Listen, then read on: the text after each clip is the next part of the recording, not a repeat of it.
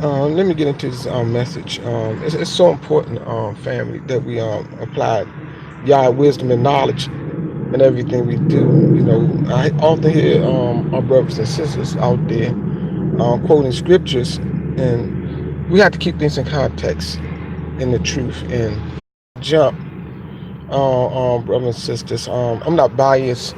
I'm not one-sided. I'm on Yah's side. Number one, I want everyone who listening to me to get that.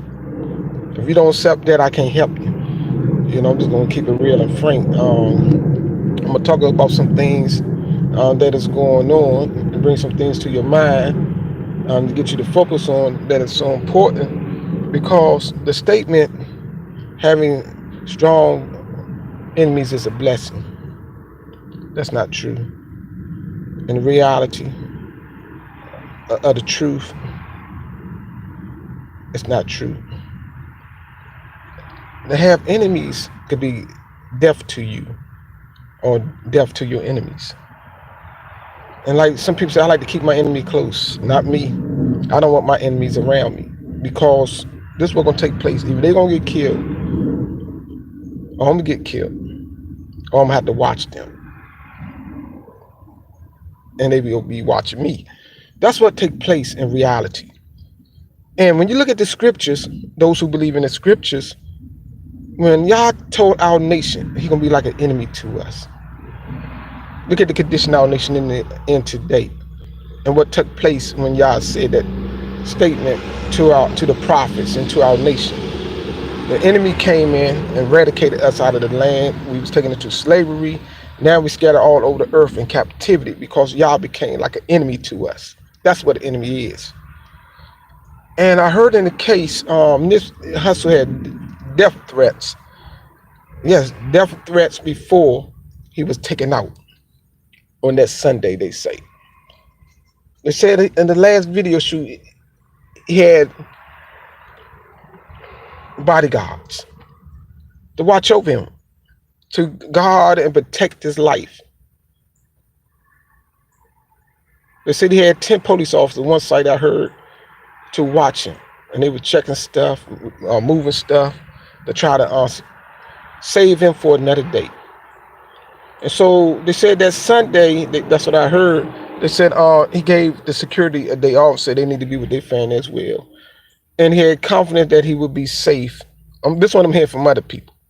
I only say what I hear and hear what I say. And yes, I'm only saying what I heard. It's like beaming one message from one place to another place as a witness to hearing things. And he gave the his security the day off. He had confidence and feel that he was safe, ran his own store, a place where he grew up and did business at and gang bang at. And so and he was well liked by many in that area. And he helped others in that area.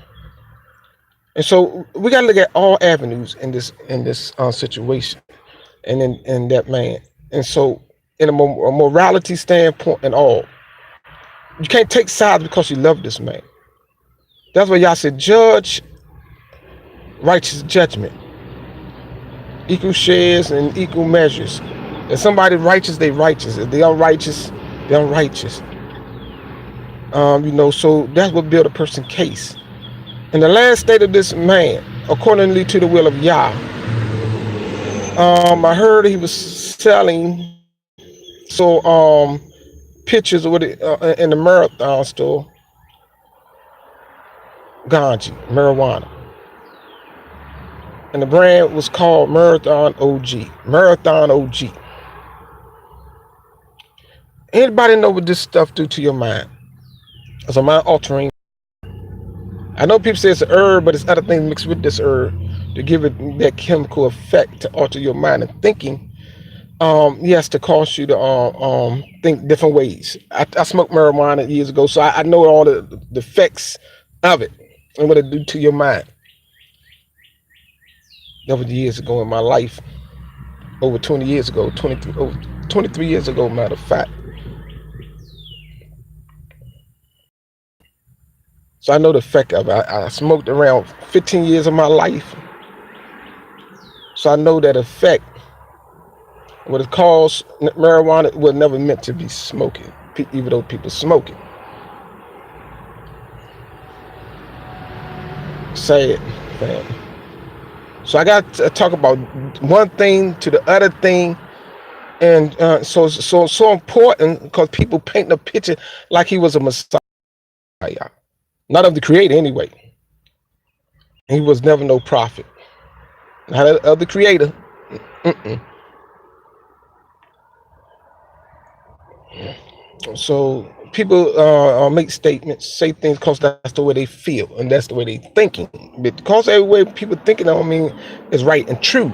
It just sound nice, but everything that sound nice is not real and truth. Like they painted this picture. Two primary witnesses came to court. One you first heard spoke, cowboy who was on the scene, and a getaway driver, they called her, was on the scene. And both people painted a picture. The cause of his death was behind snitching. Both came to court on transcript. Grand jury made that statement to set the tone. The number one factor is his death had nothing to do with snitching.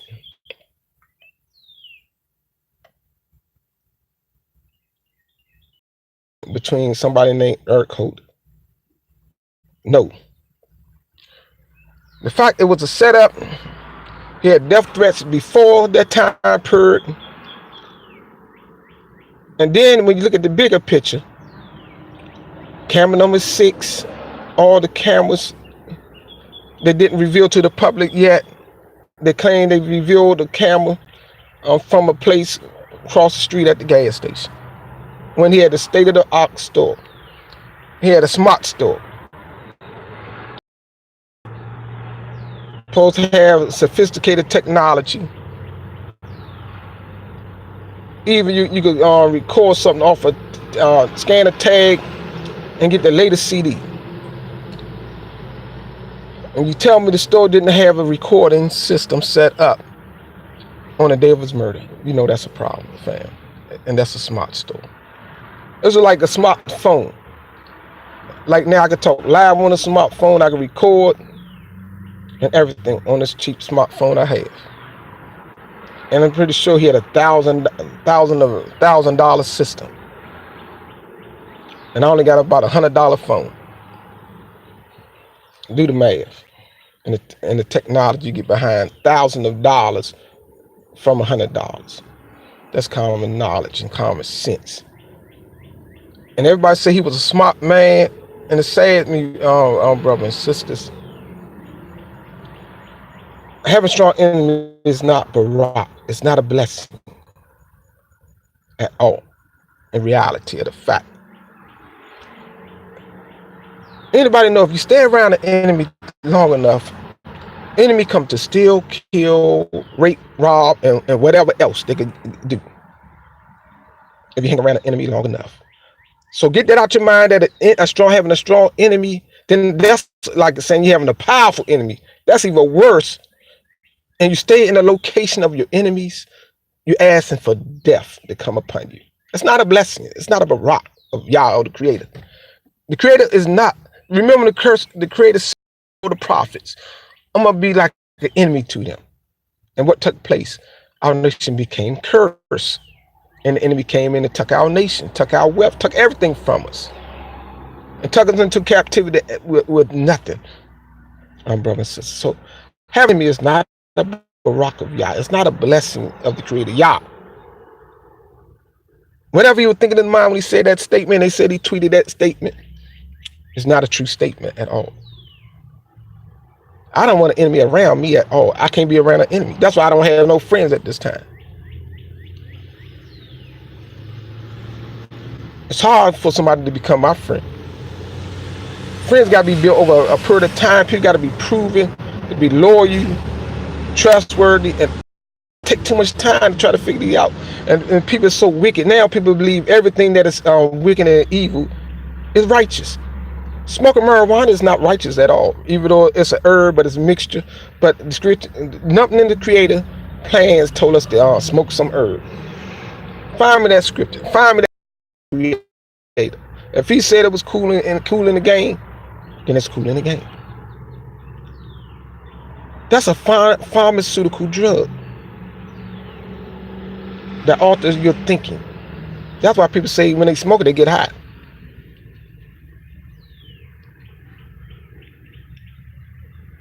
Or eating in the formulation that people are crafted up in.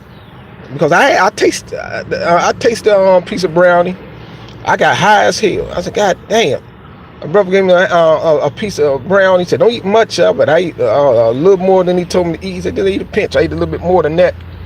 And I got to driving home. That was the longest ride home. Then I ran into a roadblock. I said, God damn, I hope they don't ask me nothing but for my license. And thank y'all, that's all they license and registration. And then they tell you cool. And I was high as hell when I got home. And I looked at my friend at meet me at the door. And I said, damn, I ain't do this over 20 years. And that's why I take that back. That's the only time I didn't smoke, but I ate a piece of that and that was last year. And I taste that. Goddamn, so I ain't never mess with that stuff again. I threw that joke out the window. I said, I better throw this thing away before my children mess around. I think it's a real brownie. I said, man, I'm glad I don't get high. Because eating that little piece of brownie. And I said, damn. And I'm thinking in my mind, well, I'm not smoking.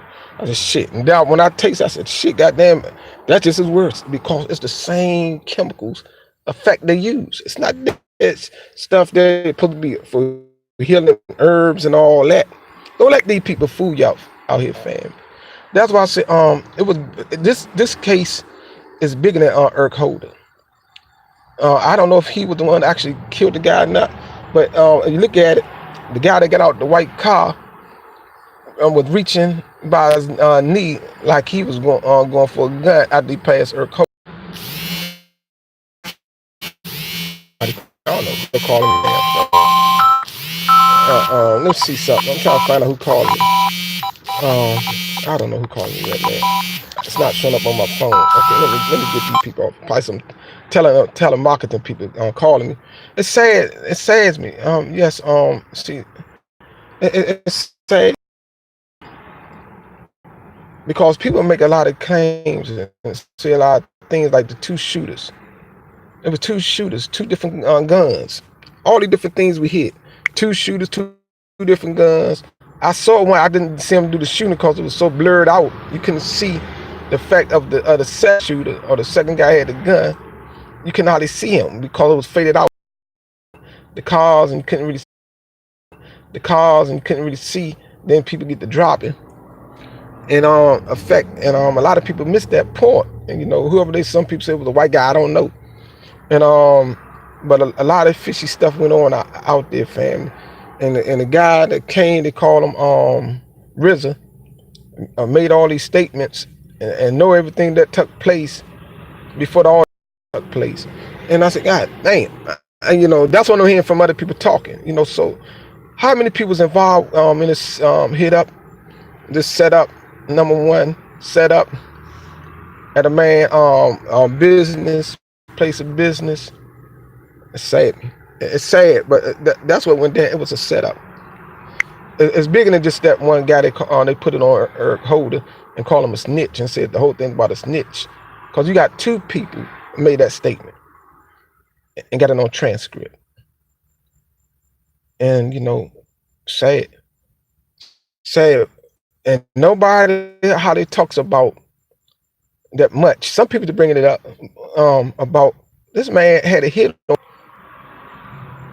days before that, and they shot up his stores before a couple of times, or at least one I heard. So them warning shots and threats. Every threat is a warning, a death. And and he didn't take his warning wisely. He was still doing business and got the hell out of Dodge. I would have went back to Eritrea. Unless you want to get, I know sometimes your mind gets stubborn and you just stay down there, I know I was in that kind of similar same situation, and then but I got before I got dead, I got the hell away from that. So I said, I better end this show before I'm dead, or I might kill somebody. I had to get off the block. I stopped selling drugs. Yes, back in the '90s, I said, shit, nah, I said, I can't beat the devil. See, sometimes our people gotta get wise. You gotta know when to fold. That's the hardest thing to do sometimes, especially when you're young and you're raw. And I was young in my late 20s. I had to give it up. I realized I can't beat the damn enemy. I said, I ain't got the creative protection behind me when I'm out there doing evil and wrong as hell. How the world think I'm gonna beat the enemy, and the creator right now allow the enemy to do what they want to do on earth? So how the hell I'm gonna be? And see, people don't think that wisely, and that's why Nipsey Hussle came to his end. People don't want to accept the fact. When he got all them warnings, he should have got the hell off the block. Hell with that goddamn, so ain't not more than your life. Stores, business, making millions and trying to make a billion don't mean shit at all. Life is more important. Never forget that, fam. Life is more important. Sometimes you gotta for hell with what people think about you. That's about the. I ain't worried about what my family thought about me or not. I said I can make a reputation for my continue reputation for my family and the area. I said hell with all that, because if I keep that reputation, that means I'm about to kill somebody, and I ain't want to kill nobody. That's because I had the scriptures on my mind. Even though I was doing wrong, I had enough confidence. I ain't want to kill nobody. I didn't want to kill nobody unless they threatened my life. Then they went too far. I said, nah, I ain't. I said, damn, I ain't. When I said, I gotta get the hell off this block. And that's what I did. I said, I'm gonna get off this block before I get psycho on somebody. And then I don't know what I might do. So I said, I'm gonna get off this block. And sometimes people don't know when to fold. They keep this going and going and going. I had to have 100 bodyguards around me and protection around me. Hell no. Nah. Unless we protect each other, we walking together as a nation, and yeah, you watching out for me, and I'm watching out for you, and we working together as a nation, But that's what goes down when you have strong enemies. A strong enemy is not a blessing at all. Don't let these people fool you. Let nobody fool you, fam. Just like y'all said, I'm gonna give you over to the hands of your enemy. You see what they did to us, call us Negro, colored, blacks, and African American, and now our nation is confused as hell, and that's why people want to say who killed Nipsey Hussle. See, a lot of confusion. And that's all I'm going to say at this time, fam. A lot of confusion. Get this work now.